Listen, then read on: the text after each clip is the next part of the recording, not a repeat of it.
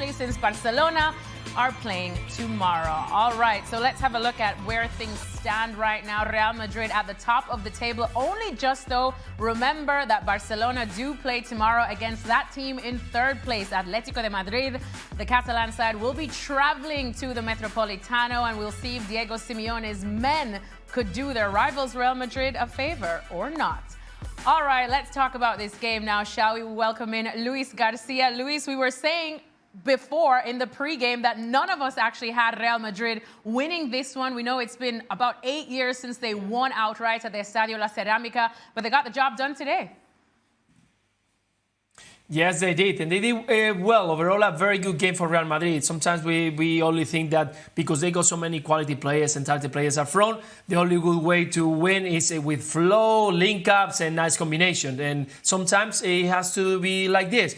In the first 45, they dominated, they created, they reacted after conceding the first goal, and they managed to get a very good result for the second half, maybe to be open and use Vini Jr. or Kylian Mbappe on transitions and score the third one.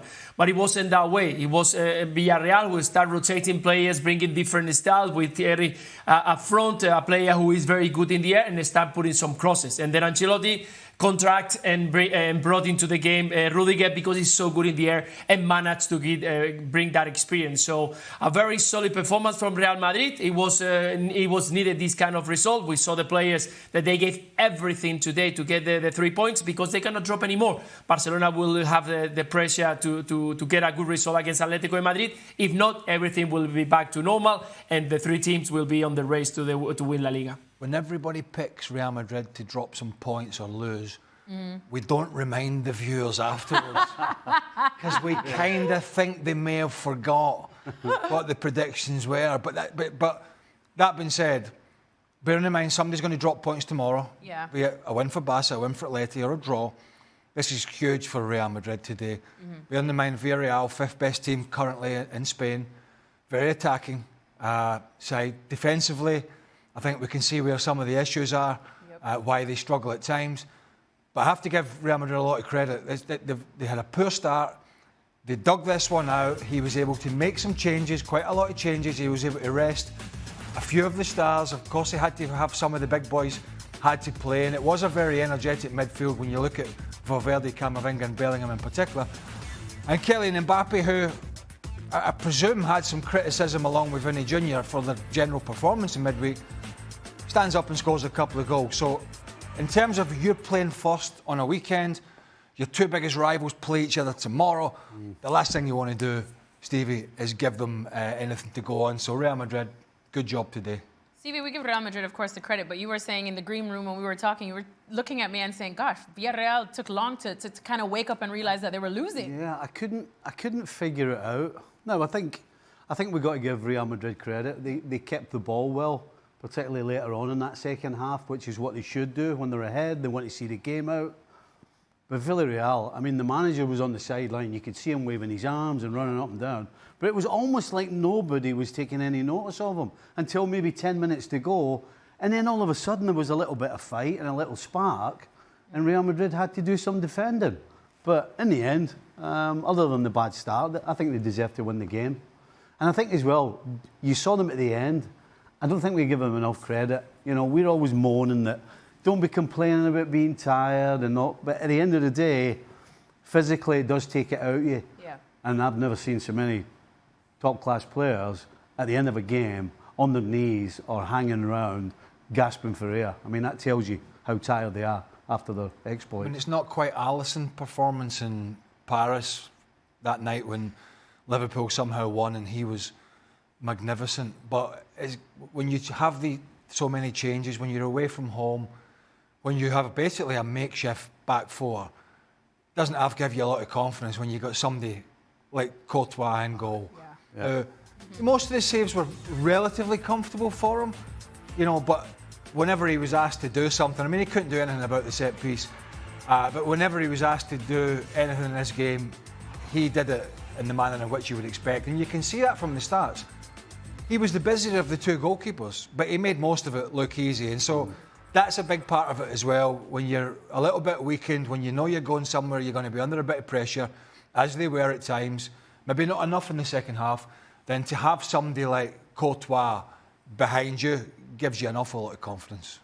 Yeah, Luis, well, we definitely have to talk about Kylian Mbappe because in terms of goals, he was the standout performer there. Now we've read some of the stats just at halftime. The fact that he's on course to breaking the record for the most goals by a Real Madrid debutant in their first season. You can see him right there with 31 goals, just 6 shy of Ivan Zamorano, but he'll pass the likes of Ruud van Nistelrooy and Cristiano Ronaldo probably very soon. He's now 1 goal behind Robert Lewandowski in the race for the Pichichi. Of course, we can have a thing or two to say about that tomorrow against Atletico de Madrid, but really Mbappe coming into his own, even though we talked about Real Madrid having some flaws, still not quite being the powerhouse that they are in March, but Mbappe definitely coming into his own and making up for not a star-studded performance that we saw from him midweek. Yeah, definitely he stood up today. It was needed, and we saw him so angry when I think it was Arda Güler, the one who took the last shot of the game. He was demanding to receive the ball. He was in a good position, and he's showing that he's definitely wanted to challenge for, of course, the Golden Boot and to be there helping Real Madrid to improve and to win trophies. It was early on the game when he managed to get in good positions. We saw that he's not all the time in that center position. He drops down, he goes to the wide areas to try to release and to get some spaces. And when he faces you, you know that he's always going to be a dangerous and 1v1 situations. It was good. It was clinical today. 2 more goals. And again, he's a player who, even though in the beginning of the season that we thought that we might not see that he needed to improve, he needed to adapt and to bring the best of him, I think that at the moment we've seen the best of Kylian Mbappe, and there's still a long to go. So, yeah, I think that those numbers, 37 goals from Ivan Zamorano this season, are gonna be broken. Seeing the best from Mbappe? I don't know if we've seen the best of him, but or are we seeing the best right now? Well, Not from 3 or 4 days ago. No, what we saw today. Better today. Yeah. What we saw today is what somebody like Mbappe is brought in to do. Whether they're at the best or not, they're there to score goals and be the difference maker when it comes to winning games or not winning games. And so, from that standpoint, absolutely, he did his job today, and that's what they need him to be doing. Yes, of course, you want to see it more often. You want to see the brilliance of him more often. But so far, we haven't seen that. But guess what? Look at all the goals. I mean, if somebody had just asked me to guess, I wouldn't have thought he'd got that many goals, but he has. But as I said, the most important thing today, when you need him, that's why you buy him, and he turned up. But you know what, though? By the end of the season, when it all shakes out, if Barcelona win the league, or whoever it is, but if Barca win the league, and there's a Clásico in May at the Montjuic, and he hasn't turned up really in those games, that's when people will sort of forget the numbers and say, right, where was our big players in the big games? We saw Jude Bellingham last year step up big time, particularly the game at the Montjuic, where they were trailing. Scores a wonder goal, scores the late winner. These are big moments. Now, of course, there's a quarter-final of the Champions League to come as well. So it just feels to me that all the big stars that have been at this club and other clubs are sort of judged, rightly or wrongly, not by the 2 goals in Villarreal, not by a goal against Las Palmas or whoever it is, but the performances in the real big games in Spain and the Champions League. And I think if we're being honest, we haven't really seen that so far. We've seen some more consistency in the league, but the first Clásico, he ran himself like a headless chicken offside. We all know the big story there. Yep. He has a chance to make amends for that, along with a few others of his teammates, it has to be said, from their performance. Spanish football, but Atletico de Madrid against Barcelona this season has absolutely entertained. They will be facing off against each other tomorrow in La Liga, and it will be their 3rd meeting of the season. Atleti winning the previous 2, and then they will have a 4th and final meeting after the international break in the 2nd leg of the Copa del Rey. Look at that. The first leg was an absolute cracker. 4 goals each, an 8-goal goal fest. I'm trying to remember it, and I did the game. I'm like, it's just too much going on. There's been a lot. 2-0, 4-2, 4-4. Oh, Stevie. Yeah. Oh, that was the game. That's it like a car That's bonnet. the game at the Montjuic. Sorry for. I'm like. The oldest one at the table is the one that remembers it. And not much football, Luis, going on. I'm trying to forget. That was the game where Atletico Madrid went 2-0 up early on, right? Yeah, absolutely crazy. I mean, Diego Simeone would probably hate these kind of games. Yeah. He doesn't want it to be a free-flowing, goal-scoring, open game. It just so happened that day that they got these couple of early goals, and then Barca came back with some great football. I remember, I think Javi Galan and Conor Gallagher played on that left-hand side. It did not go particularly well for them on that occasion, but he'll definitely be looking to play a much tighter game in these ones. A bit like what they did at Montjuic in the league game, where basically they didn't turn up for the majority of it, and then Alexander Sorloth comes on off the bench. Makes a difference. And scores the winner. But there's some cracking games coming up. Difficult to remember them all, but cracking games coming up. Cracking game coming up indeed. Stevie, your thoughts on this game? Atletico Madrid, absolutely 100%, will start this game nice and tight and solid. Not just because that's what they like to do, but having come off, you saw how tired Real Madrid players were today. Yeah. Coming off that extra time and the penalties, they're going to make sure they don't lose this game at the start. So they ain't going to be open. They're going to be nice and tight and solid and give nothing away just to get going. Luis, we know you spoke to Dan on the show kind of previewing this one, and you had said that you don't think Atleti will be quite mentally there and mentally ready for this game. So is it advantage Barca then? Yeah, exactly. I think maybe in the first 20 minutes when you feel the boost of the crowd and you know that you're playing in a big game, you try to push it. But if Barcelona is clever and he push and he brings that energy and commitment that they got normally in the games and put you under pressure, the mental side of the players, normally they will go down. If they don't receive that amount of support from the outside, and they're going to be a moment when they can crack, because it's been really painful for Atletico Madrid, the way they were knocked out from the Champions League. If they knowing that they cannot achieve that, if they don't win tomorrow, continue on the race on La Liga, it could be very dangerous, because it will be only the Copa del Rey in their hand, and again they're going to play against a team that is going to be in form. So I'm sure the Simeone is going to try to handle and try to dominate at least the control. Because if you go to Barcelona and you score 2 goals, you don't concede 4 goals straight away. You need to manage the situation, manage the tempo on the game, the phases on the game, and to control it. And I think that's what Atletico Madrid needs tomorrow. If you watch Lamine Yamal and Rafi, but particularly Lamine Yamal in midweek again against Benfica. Wow. I mean, it was scary. Yeah. He was sending not one defender for a cup of tea. He was sending like 2 of them. 2 and 3. Dropping like flies. Just dropping shoulders, and then obviously his goal was terrific. It looked almost easy for him. But you've got that coming at you from one side, and you've got Rafinha making the runs from the other, and you get Lewandowski dropping in sometimes, and blah. And so it really has been operating well. But, you know, Atleti have to have a plan for that, but they also have to have a plan for one of the most informed players behind him, Pedri, who just looks as if he's healthy and fit again and enjoying his football, and he sort of pulling all those strings, and then fitness dependent and blah. You've got Dani Olmo making runs. So they're a difficult nut to crack at the moment, Barcelona, in terms of stopping that front line. Now, you can get at them at the other end. There's no doubt about that. And they will still play this line that if you get it right, and we've been saying this all season, you know, Bayern Munich didn't do it for some reason. Real Madrid couldn't do it for some reason. There has been many teams have not been able to do it. But it looks blindingly simple to me. If you get the right pass over the top with the right run from midfield, you can get at this Barcelona back line. We just haven't seen that often enough. All right, well, Luis Garcia, thank you so much for joining us. He's done? He's done. It's a late night there. Plus, he has to be at Atleti Barca. He's not in Hong Kong now, are you? He's not in Hong Kong. In Spain?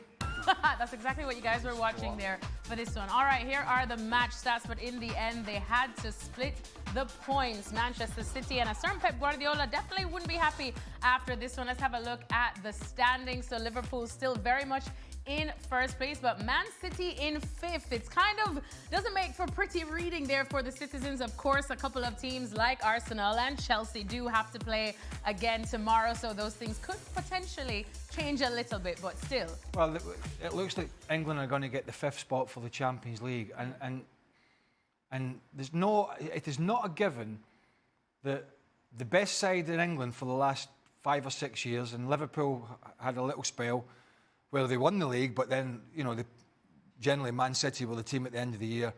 I think it was at 4 out of 5 or something, or whatever it was. I can't quite remember. if you'd have said at the start of the season, A, they're not going to be in the title race and they're not going to be one of the teams to beat along with Arsenal, you'd have been like, I'm not sure about that. And if you'd have said, well, they're going to struggle and have a bun fight to be in the Champions League next year, nobody would have believed you. Absolutely not. But that's where they are. That is absolutely where they are. And it would not be a huge shock to me if one of the other teams was managed to put a run together. I mean, I think they will get in, to be honest, but they really have left themselves open to another one or two teams hitting a bit of late season form, and their defensive struggles keep coming back to bite them in the backside, and all of a sudden next year they're not in the Champions League. That's not pie in the sky stuff. That could happen, and we would never have said that. We wouldn't even have given it a thought. No. 6-7 months ago, not a thought. But they can't argue about it either. No. They're where they are because of how they've performed. And, Pep said it after the game, defensively, they're just at 6s and 7s. They're not a unit. They don't defend as a unit. The line is not ever together. There's always a straggler. There's always somebody too high. And when you're playing against a side like Brighton, who thrive on getting at you quickly on the counter, I mean, today, it could have been 4-4, but it also could have been 5-4 to Brighton, because the chances Brighton had, that a goal disallowed early on, that shouldn't have been disallowed. So Man City are absolutely where they deserve to be and where they should be. And yes, you wouldn't put... Would you put a lot of money on them getting that 5th spot? Because right now, you got Brighton, you got Bournemouth, you obviously got City. There are at least four teams going for that 5th spot. So they are exactly where they deserve to be. Shouldn't he have seen this coming? Pep. In the summer. Now, you can't see the Rodri injury or anybody's injury. You can't see that. But whilst on the outside, we all looked at it and went, this squad's going to be there again. Can he, as a manager of some repute, can he not see in the summer, Grealish, I'm not going to get the same out of him, Bernardo Silva, who's been brilliant for them, Kevin De Bruyne, at the end of last season, De Bruyne was struggling, heavy legged, cup final, was barely in the game. Is it not? Did Guardiola take his eyes off it in the summer, and all of a sudden in January they had to go and spend money? And I'm just wondering whether, with his contract talks and whatnot, he obviously didn't see it coming. But should he have seen the decline in some of these big stars? The Kyle Walkers, John Stones injuries, Kevin De Bruyne, Bernardo Silva. He brought in a player again in Gundogan that wasn't the same player that left, but he brought him in because he had to. Should, as a manager, he have seen this coming earlier? That's one of the big questions. I think you can definitely argue that he should have seen it coming.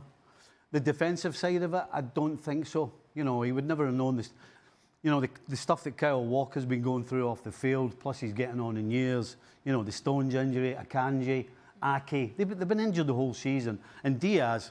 I mean, Pep was singing Diaz's praises after today, but I'm sorry, Diaz has, in my opinion, his standards from winning the Player of the Year have really dropped. So I think from a defensive point of view, you can't point the finger, but certainly the attacking side and the midfield side that Craig was on about, you definitely can't point the finger. Well, just back to your point again about should Pep have seen this coming as well. I mean, Man City have always had the B and the C team that's the envy of the entire world. At what point, maybe not even in January, do you look at your board and say, I need this again? Oh, they'll have to go again in the summer. If these charges are whatever happens, I mean, they could be playing in a different division. It just seems to have been rumbling on for so long. So we can't, I mean, how long's a piece of string? We don't know what's going to happen there. But they will have to go again. Whatever they spent in January, they will have to do that and some. Now, Rodri will be back, but Rodri's a player, a much vaunted player. It's going to be tough to hold on to him.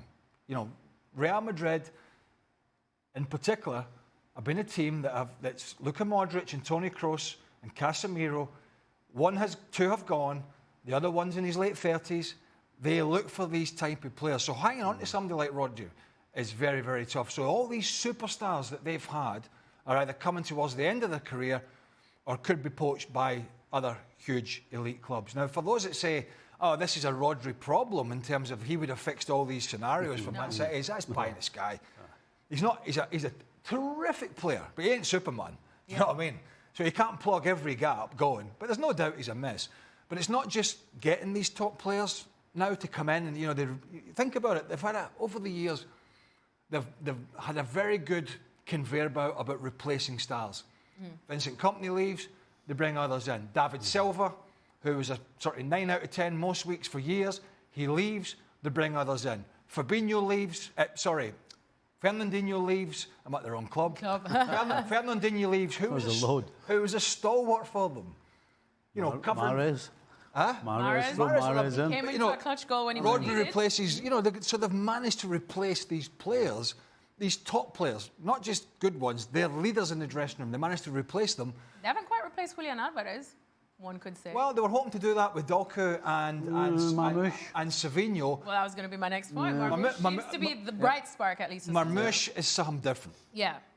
Marmoush is something different for them. Obviously scored a ton of goals at Eintracht Frankfurt, but he's something different. He's somebody that can come in and play close to Erling Haaland. He's somebody that likes to run in behind rather than sort of dribble with the ball. They've got dribblers. They've got Grealish. They've got Doku. They've got Savinho. Marmoush gives them something different. There's no doubt that is a good sign. And the question is, the quality they got for years from the Mahrez's, who was a game changer, there's no doubt about it, from Kevin De Bruyne, from Bernardo Silva, and one or two others, that's on the wane or pretty much gone. How do you replace that quality? It is not easy. The other thing with Rodri, though, does everybody think that Rodri is going to put his boots on and just be the Rodri that we knew the day he got injured? It takes time. I mean, look at Van Dijk at Liverpool. It took him, what, 8-9 months to get back to the Van Dijk of old. So you've got to expect Rodri to be the same. And if Man City think he's just going to, as I say, lace them up and be Rodri again, no, it's going to take I've got to be honest, I don't know about you. I don't foresee, no matter what they spend, Man City getting back to a position of dominance. I don't see it. I think the manager has lost a step with his enthusiasm for it. We saw Jurgen Klopp leave Liverpool because... Do you think Pep's not leaving at the right time then? Of course, he signed an extension, but if you see this repeating itself next year... It seemed to me that it took so long to sign the extension that he was almost doubting himself. Is this the right thing to do? Blah, blah, blah. And Klopp said it when he left Liverpool. It was 7 days a week. It was 12 months a year. And it gets to you. Right. You know, you're dealing with the media. And you're winning, and it gets you and you're winning. So what's it doing to him right now? And the question is he got the drive to go again and try and build? Because Liverpool are not going anywhere. You'd imagine Arsenal are going to go and spend in the summer. Maybe Chelsea will be a little better, although they'll look as if they'll get the top four. So the fight isn't getting any easier. And I really question whether they're going to be... In fact, I don't honestly think they will be the dominant force they once were. And I wonder if that means, at the end of the day, Guardiola will just do what he's done before. Step away and take some time out. Yeah. Well, speaking of not being the dominant force that they once were before, once we thought they would be, Phil Foden, what's going on there? He was on the bench today, but absolutely no idea. Yeah. He's a symptom of what's going on, I think, at City. Plus, he had a tough start to the season because he wasn't 100% fit. He had all the games during the summer. He really didn't get a break. And then you've got the problems that City have had on the field. You know, if anybody's going to have trouble, it's going to be your forward players when the rest of the team isn't functioning properly. And he's just I think that his form is a symptom of what's been going on. I don't think it's down to him, not all down to him personally. Just a factor of the way it's been at City generally. You don't think it's lifestyle with him? I'm not. I say that as I'm not privy to it, but you know, he has been. It's weird how it's just sort of fallen off a cliff. If it's nothing to do with training or activities, you know, going to nightclub or whatever it is, I don't know. He's still so young. I think he accomplished so much. Listen, so young. we've seen. It's been very public. Jack Grealish. Yeah. Right. Basically bouncing around town at 2 or 3 in the morning, right? And listen, I'm not.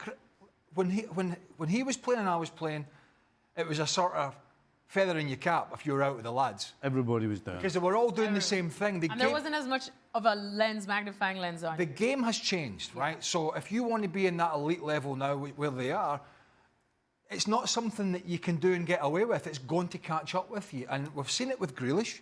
Yeah. And he's, by his own admission, he's a bit of a party animal. And I'm only wondering with the likes of Phil Foden and maybe one or two others, whether there's more to it than just a loss of form. If that's the case, you can get it back because you can always adjust your attitude, which would be a shame for both those players, but particularly Phil Foden, because when he's on his game, I mean, he is something else, but there's no doubt he's another one who's struggling big time. He's meant to be the next Gaza or better, isn't he? Well, we're talking about party animals, yeah. Yeah, exactly. He was following in those footsteps somehow. And there you have Got it. half it Yeah, right. he should have done better. Yeah. I'm with you. Game is over. Shaka would never let that in. All right, so a 4-2 win for Nottingham Forest. Ipswich were able to put one back. So here are the standings. Like I said, Nottingham Forest currently in third place in the Premier League standings. Chelsea still to play tomorrow against Arsenal, and Manchester City there in fifth. So Forest now to cement themselves in the top four? I think they'll get European football now. Yeah. I mean, Champions League football, sorry. I mean, Europe. They're definitely getting European football. 6 weeks ago, I would have said no, because I could just always waiting on a collapse coming and, you know, injuries and blah, blah, blah. But it hasn't arrived. And the confidence they have from the team selection to the way that they defend, to the way that they can attack with the wide players, be it Hudson-Odoi or Elanga, they're pretty solid in the middle of the park without being fantastic. But then they have Gibbs-White, who's a bit of a shock, who didn't get in Thomas Tuchel's England squad, but there you have it. He's somebody that can pull the strings for them. And so it looks like a team who won the Champions League, the what was it called? The European Cup twice back in the day. And they remind everyone of it. Well, and rightly so, you know, rightly so, you know, coming up from Champions of Europe, you'll never sing that. Coming up from the second tier in English football with Brian Clough and winning leagues and European Cups, it'll never be done again. But for them to be in the Champions League, the money, the gravitas, and when Steve Cooper was sacked, who got them promoted, you're always like, well, life's tough, isn't it? Yeah. But actually, on the face of it, you know, the job that Nuno Espirito Santo done it's been just amazing. We keep waiting for the other shoe to drop, Steve, because when you look at their team and you see, as you mentioned, the likes of Anthony Elanga, people would say rejects from Manchester United, Hudson-Odoi from Chelsea as well. Nico Williams, Liverpool at the back. Exactly. You're looking at rejects, people would say, from some of the top big clubs, but now they're doing probably better or on par than the clubs that they were at before. So what's everyone not been able to figure out? What keeps working for this Forest squad? Well, it's simple. There's nothing complicated about what Forest do. They defend as a unit and they counter-attack with lots and lots of pace and ability. And it just so happens at the same time you've got people like Woods, who wouldn't be anybody's centre-forward really up until this year, who just can't stop scoring goals. You sign Milinkovic at the back to play beside Murillo, and so they've become one of the best defensive partnerships in the Premier League. So it's really simple what they do. Everybody understands it. Everybody knows the role. And then when you get the momentum going and you get rolling, they can't wait for the next game to come along. And, you know, we talk about how consistent Liverpool have been, and we talk about how consistent Arsenal usually have been. I mean, really, is there a team that's been as consistent as Forest? You could argue not. So this ain't changing. They absolutely are going to be in the top four. And you go in every day to train when you're on a run like this, it's the best place to be. Yeah. You talk about camaraderie and, you know, having these bonding sessions and whatever, going playing golf or going for a few beers. It's just a squad, isn't it? And again, you look at players, you know, Elliot Anderson, you know, wasn't even close to playing regular at Newcastle. Yates, who's been at Forest for forever and a day. They're diggers, you know, they just want to work hard. And they know, I think what Nuno Espirito Santo has done well, he's gone in and I'm bringing Man United into this in a sense that they have a manager who has tried to do things with players that it seems it can't be done. Yeah. Whereas the Forest manager's gone in going, look, there's no point trying to play like Liverpool or Real Madrid with this lot. What are we going to do? We need to work on defending. He's limited at that. He's good at that. He's pacey. And he's taken the strengths of guys that a lot of them weren't good enough at other clubs. And he's worked to those strengths. Because if you try and get Forest to play out of the back and be the silkiest team and have a possession-based game, They'll get found out. No, they'll lose the ball. They'll get cut out. They'll get pressed and they'll lose it. So they've completely gone back to basics, doing what their players are good at. And they should enjoy this while it lasts, because I think the chances of this kind of thing happening again with this group of players are pretty slim, so you have to enjoy these moments. These are the two teams that Forest are sandwiched in the middle of. Arsenal will be hosting Chelsea in the big game tomorrow. Arsenal favourites to win this one. You agree? Yeah. I mean, they were able to make a lot of changes for the PSV game. So there's been a rest, although Chelsea did make some changes for their game against Copenhagen. If we have a little bit of Real Madrid-itis about us, we'll say Chelsea haven't got as much rest. Yeah. But there you go, it is what it is, Thursday to Sunday, rather than the Arsenal schedule. But yeah, I mean, with a striker or without, I think Arsenal will be too strong here, to be honest with you. Stevie, can you give Chelsea a case? I can't. I'm trying to figure out where they're going to. You know, we've been talking the last few weeks about where's Arsenal's goals coming from. Yeah. Well, you can say the same thing about Chelsea. I mean, I never thought at the start of the season I would say I think they're missing Nicholas Jackson, but I think they are, because he doesn't give them that silky finish up top. But what he does do is he moves defenders around. He runs in behind. He opens up spaces, particularly for Cole Palmer. And since Nicholas Jackson has been out, Cole Palmer's steadily kind of drifted a little bit from that silky goal-scoring genius to now he's kind of struggling. He's kind of overdoing things to try and get back that magic. And I think a lot of it is down to the fact that Jackson's not playing. So, yeah, I'm not sure where Chelsea's goals are coming from. Arsenal's at home. I expect Arsenal to win this game. They're in the same boat, Chelsea, in a sense that Man City are in, whereas they're sort of looking over their shoulder at those that may make a run. Villa, Newcastle, Bournemouth, anybody like that, Brighton. So they're looking over their shoulder. They can't afford, I mean, obviously if they pick up a point in this game, it's not bad. If they get 3, it's great. But they're in a position where they have to have a bad 4 or 5 games in a row towards the end of the season. Any team that does that, and you could be out of the Champions League for next season. So it's going to be a nervous time for them. And you do think if they get in the Champions League next year, Chelsea, they will go out. As good as Nico Jackson was at the start of the season, you'd think if Maresca's in the job, which you would think he is, they'll go out and try and buy a player for that position. You know, Arsenal are looking for one, and Chelsea are definitely looking for one as well. Because, you know, Nkunku was going to be the player that came in initially and do it. He hasn't, if we've been honest. Nico Jackson's done it at times. But they're definitely going to go and have to spend in this position. But if they don't get in the Champions League, that's a bit more of a worry for Mr. Maresca. Pressure more on Chelsea for this. Yeah, I think so. Yeah, well, Arsenal know it's done. Arsenal know it's done. Arsenal Mikel Arteta's refused to say it. Walked out of interviews last time after the result against United. Listen, Arsenal players right now are looking to make sure they get in the team for the Champions League games. So that is what they'll be holding on to. I don't think anybody at Arsenal realistically thinks they've got a chance of winning the Premier League. So they'll be concentrating on the Champions League. And for the players, I need to make sure I play well enough that I'm playing. I want to play in the quarter-final of Champions League. So that's what Arsenal players are playing for. And you can kind of sell that a little bit to the crowd and the media if the league has gone, which it has.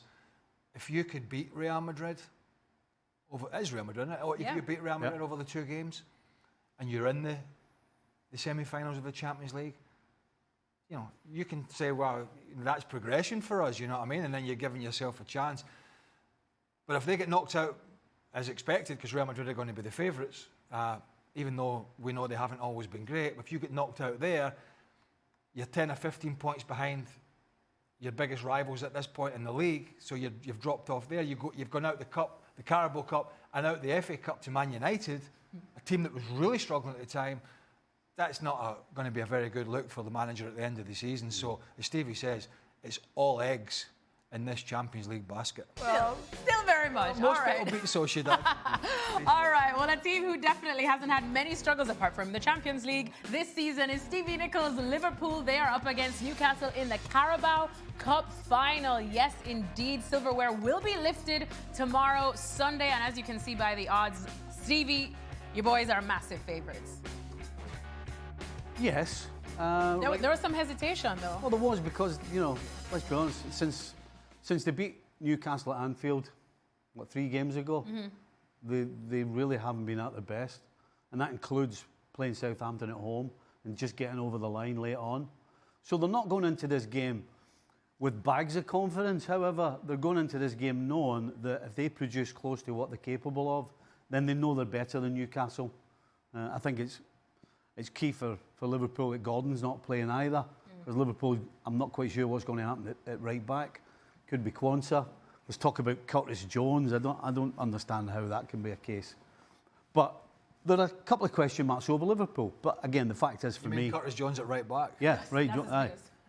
But for me, this is down to Liverpool. If Liverpool and Arne Slot get them in the right frame of mind and get them up for this game, it's in their hands. Because they're a better side than Newcastle. And so, for me, this is about Liverpool. If Liverpool turn up, they will win this game. And if they don't, Newcastle have got enough weapons, even without Gordon, to beat them. And this would be the perfect way to bounce back, hopefully cushion some of the blow from exiting the Champions League, Craig.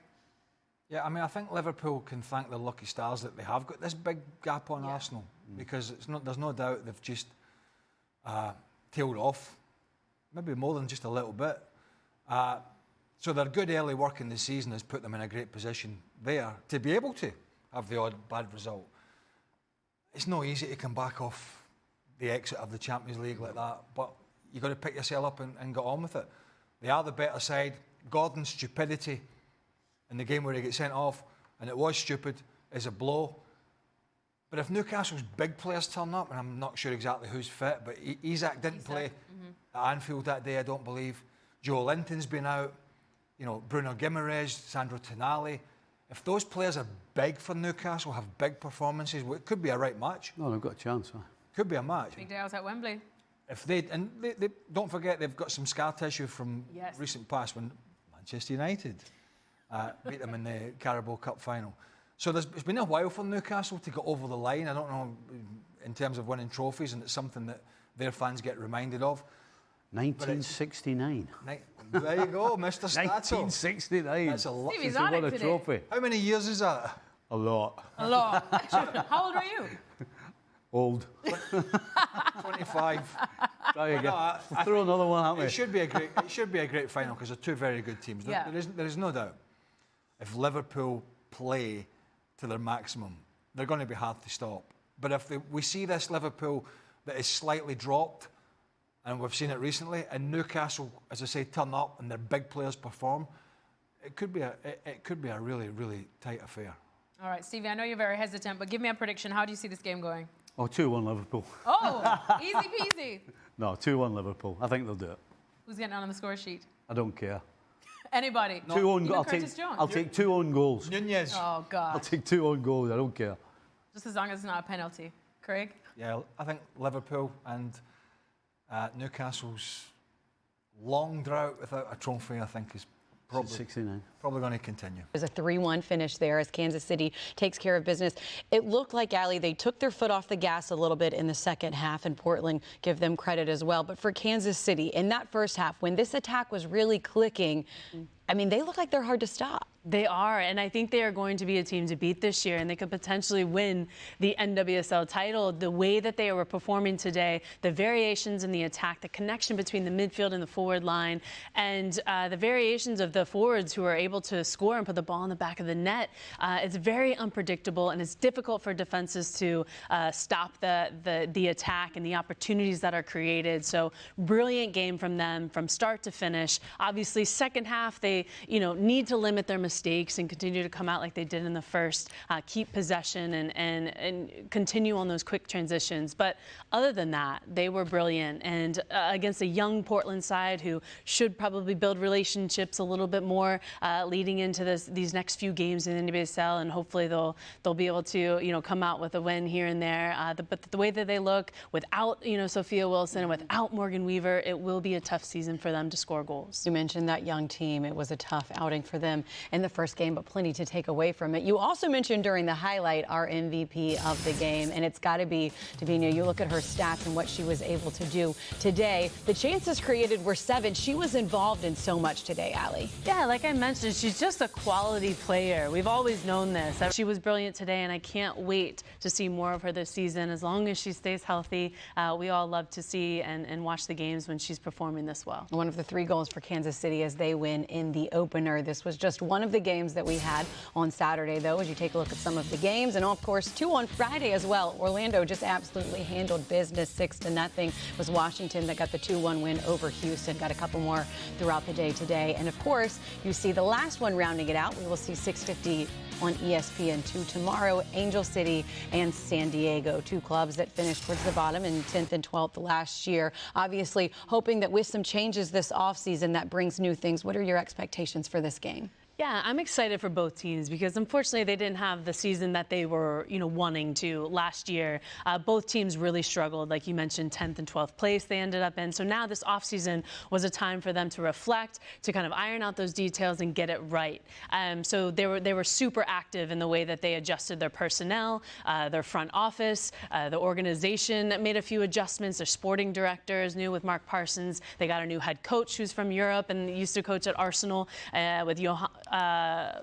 That was for Angel City, excuse me. Interim coach Sam Lady, who kind of came in. But San Diego, like I mentioned, has a new coach as well. Coached at Arsenal, Johannes Eideval. He comes in, he's going to reshape the team. There's a specific style of play that he likes to play. But young talent with LA as well, with 2 sisters, Alyssa and Giselle Thompson, who we really love watching and kind of their relationship play out on the field because they are so close off the field. They already expressed how excited they are to continue another season together. So there's a lot of changes in both clubs, but this gives them a fresh start and a new mentality and a new focus for the season to get off on the right foot because these are 2 of the biggest clubs in the league and they deserve the best players and really good coaches. So I'm looking forward to this game. I'm looking forward to seeing how they start the season, and I'm sure it'll be a lot better than what we saw last year. You mentioned reshape and rebuild. There's a lot of excitement that comes with that and a lot of pride when you got 2 teams from California going head-to-head. You will get to see it at 6:50 tomorrow on ESPN2. What a great opening weekend it has been in the NWSL. All right, welcome into Extra Time. Alexis rocking with Craig and Stevie, of course. So I've got the questions right here, guys. Are you ready? First one now. Who would win in... Sorry, I had to laugh because this is a great one from JAC, Jack Joubert. He wants to know who would win in a no-contact diving contest between Juan Foyth, I guess the Juan Foyth of today, or prime Neymar. Easy. Neymar. Yeah. Yeah. Hands down. Not even close. You liked He it? didn't do enough rolls. You saw this question earlier and it tickled me. you liked it? I liked it. I told the producers, put it in. That's fine. What about you, Craig? Who do you think? Neymar. But at least he was a player. Oh, wow. Poor Juan Juan Foyth was Foyth. embarrassing. That was embarrassing today. Did you ever do a couple dives? What? You, back in the day. Coming out of pub. Not on Those are respectful dives. Those were involuntary. Those are involuntary dives. Usually involve tripping over a step somewhere and landing in a bush. So no questions asked. Hands down, Neymar. If somebody put our hands on us when we were playing, we wouldn't have reacted like that. No, but the game's gone now. Yep. Well, it's pushing the limits. It's pushing the limits. All right, there you go. Prime Neymar, 100%. A bit like this show today. Craig wants to go. We home. rang that. We soldiered on. Did you see the attitude of the people on the show when Dan was on the show at the end? Yeah. Doesn't want to enlighten you. All he wanted to do was go home. And this is that he's To be fair, I do most beautiful days. Estadio La Ceramica with great weather. Imagine when it's like myself, Nadam, Mark Ogden, hanging outside of Old Trafford or Newcastle in the hosing down rain, -degree Well, you won't have to do that anymore, will you? No, I Because you're won't heading do back. that. I'll still be hanging in minus temperatures. You're heading back this side of the pond. I have not Craig like dropping the To press release. add to the many vast personalities on Football Americas. I'm coming home. She's coming home. Football's not coming home, but I'm coming. Well, my first home outside of Jamaica, which was here, Connecticut. How many homes you got? Well, I guess 2. Anyways, football and opera. That's a nice going. This one's for Stevie. Stevie, your highest goal-scoring season was the 89-90 season. Wow, I was born in 90. When you had 9 goals with 6 in the league. It was the year of your 4th and final league title. What happened that preseason or that year that pushed you to those numbers? Also, did you ever play against Cantona, and what was he like? Did he have you in his back pocket? That was just my... I did play against Cantona, but I was at Sheffield Wednesday at the time. Okay. And for such a big guy, he floated around as if he was invisible. He would just appear in different places, and you had no idea how it happened. And he wasn't, you know, he was no 5'2" flyweight. He was a big guy. He was a big, strong man. Flying But kicks and all. he would find positions that he was there before you noticed it. And then, of course, after that, too much time, the ball's in the back of the net. Yep. And what pushed you to those numbers back in that season? Great year, 1990. What was it? Well, I How started- many was it? 9? It was 9 goals, 6 of them coming in the league. Okay. And Because fourth I and final started- league I titles. started midfield, that's why. That helps. I wasn't playing fullback yet. That helps. Yeah, I was playing wide on the, well, actually, I was playing wide on the right and the left, but mainly on the right. And I just got forward more often and got myself in good spots to get opportunities and took them. And you That got was it. them. Really simple, yeah. And then after, I'm going to say after about 10 games, I think Ray Houghton was injured and Kenny decided to put me back to fullback and put Ray back in the midfield. So that's why my goals dried up. What were your celebrations like? Of course, I was coming out of a wound. then, so My celebrations were always angry. just the, come on! It was always that. Big ones. Aye, that. Opposition end? Did you dare?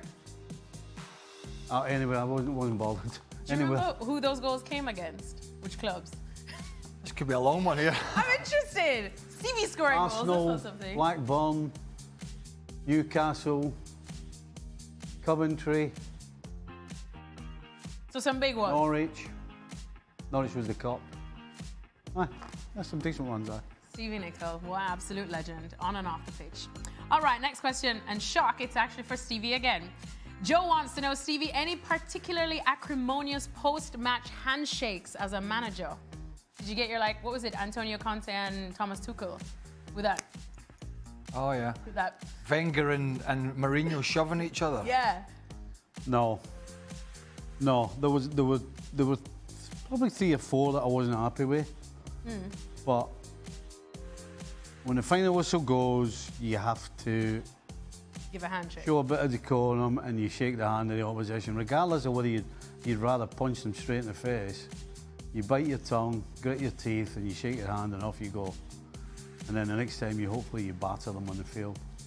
But did you at least give a little extra squeeze or something to let them know, leave a No. little something on them? No, not at all. No, You've got to have a strong handshake. And Yeah. It's got to, you can't go with one of those weak ones. There was somebody that worked for, I won't mention his name. Name him, shame him. No, somebody that worked at the US Soccer, and I met him once, and you know who I'm talking about. And I was like, oh my God. What's the first, Stevie, give me Can't, a that's a handshake. no-no. So it's all in the arm. Do you know who doesn't shake hands at the end? And I know for him it's what he does, but I don't like it. Diego Simeone. True. He goes down the tunnel straight away every game. Doesn't shake the opposing manager's hands, and apparently that's what he does. Right. Does he shake the hand Maybe he before does the it. game? Maybe he does it before, but I don't know. It doesn't seem right to me. No. You have the battle, you have the game, you have the tension, and then shake or punch, whatever word it We is. should ask Dan if he can ask Cholo Simeone that tomorrow at the game. He'll be moaning about going home. He'll have to work on his Spanish, though. He will be moaning about going home or going for a caña. Anyway, Stevie's He'll have to pocket work on his change. presenting. His notes. Stevie's pocket change. Start, bench, or drop. Gascoigne, Hoddle, Lampard. Ooh. Right, I'll go because I Yeah. played against 2 of those, and I played with Glenn, and I worked under Glenn. I would say I'm going to have to drop Glenn, and this is not for talent. This is for the career. Okay. Because Gaza was at Rangers when I was at Celtic and Scotland, England, blah blah blah. He could do the most amazing things, but it got off the rails for him. It never ever got off the rails for Lampard. He was. You talk about goals from midfield every year. So for that reason, I would start Frank, bench Gaza, drop Glenn. Stevie? I would drop Glenn. But I'm kind of go from a different point of view. At their best, you start Gaza, then Frank, and then Hoddle. Well, he was incredible at his best. Yeah. Yeah. We know, on and off the pitch. Yeah. When he went from, when he was at Tottenham, then he went to Lazio, and then he resurrected at Rangers under a very good manager in Walter Smith. And at a time they had a terrific team. But he was an unbelievable talent. But he was nuts. Usually the best ones are. Like you two. And I mean, nuts. You know, he was nuts. Nuts. I've been out in Glasgow and I've been in his company when I was with the Celtic boys. He was out with a few of the Rangers boys, and we'd have a drink together. A bit like Stevie was saying, shaking hands. We would battle on the field, but we'd go and, if we bumped into them in town, we'd have a beer together. But some of the things he used to do and say was just bonkers. We were like, no. See you later. No. He was opening a bar one night. You know, like going to the grand opening. Oh, okay. No, not his own. There was a bar opening, and he along with one or two others of the Rangers players were going to open this bar as the big stars. Not quite like cutting the ribbon and the ship goes into the sea, but so we bumped into them in town, in Glasgow in the city centre, and we were having a couple of beers Tuesday night with a day off on Wednesday or whatever it is. And he said, and it was obviously a Rangers pub, because you know they have a Rangers pubs and Celtic pubs, and kind of that's how it is. And he said, and I mark my words, if you boys come to this pub that I'm opening, if you come with me, I'll wreck it. As in physically? If you come to the pub, I'll wreck the pub, destroy it. And we were like, what are you talking about? He said, if you guys come, I'll destroy the pub. And we were like, no thank you. Yeah. And I talked to a couple of the lads later, a couple of weeks later. They did go to the pub at Watch Point. By that time, Gaza got stretchered out. They don't make them like that anymore. Well, this was the good old days without social media. The thing about him is, most people that would say that to you, you'd be like, yeah, right. But Gaza, you took it word for word. You knew he was doing it. Yeah. That's the difference. Every time I hear these stories, I realise I haven't lived. So until I get stretchered out of a pub. We didn't go. Thank goodness, thank goodness. Two reasons. One, we didn't really want to go to a Rangers pub as the Celtic players. And two, I didn't really want anybody's pub getting destroyed and seeing... No. What a thing to say, though. Just a way... A Gaza thing to say. All right, Anders now wants to know, Stevie and Craig, how good were you with your weaker foot when shooting or passing the ball? Does it seem that today's footballers would rather use their dominant foot instead of being better with both feet? Average, but I did score a few goals with my left foot from outside the box. But I would not be trying to play too many passes with the old standing foot.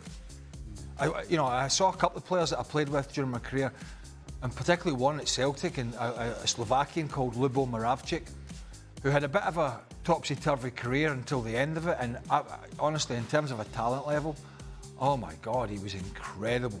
And in the end, he had a great time. The Celtic fans loved him. You could not tell. He could go in the right, he could whip a corner in with his right foot or whip it in with his left, and there would be absolutely no difference. It was equally as good. Now, there wasn't many of them around, was there?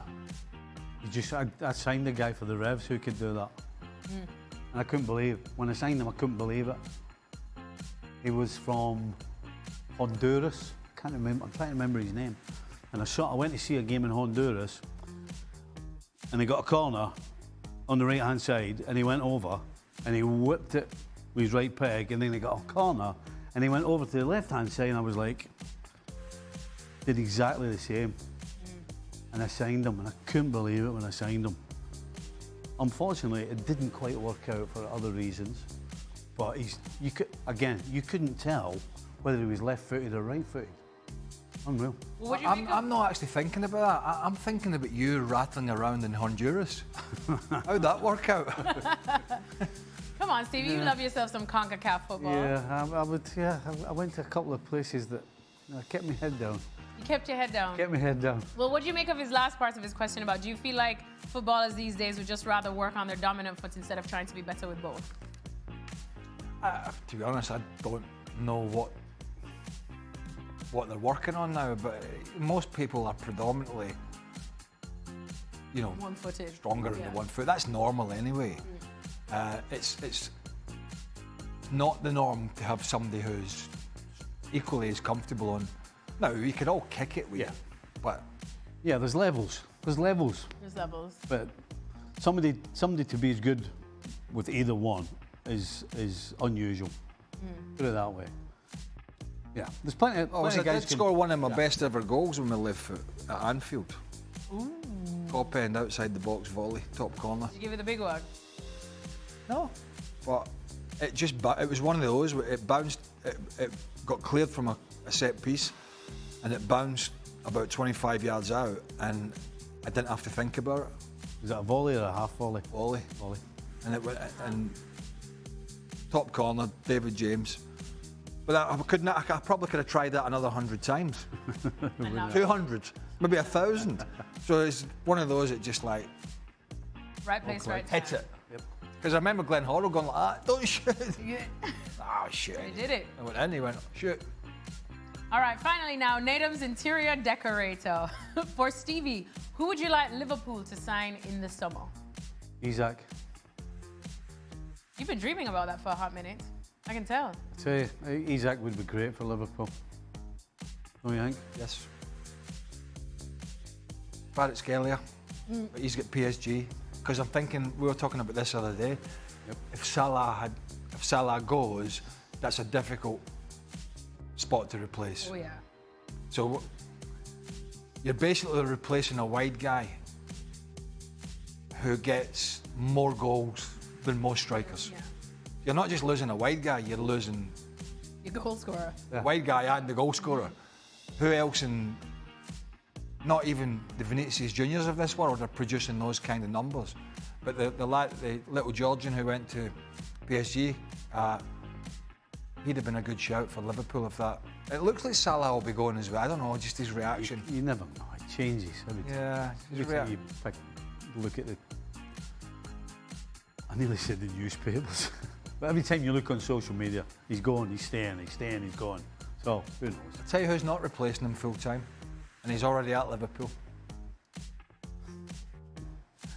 Chiesa. Honestly, so many people forget Chiesa is even at Liverpool. I wonder why.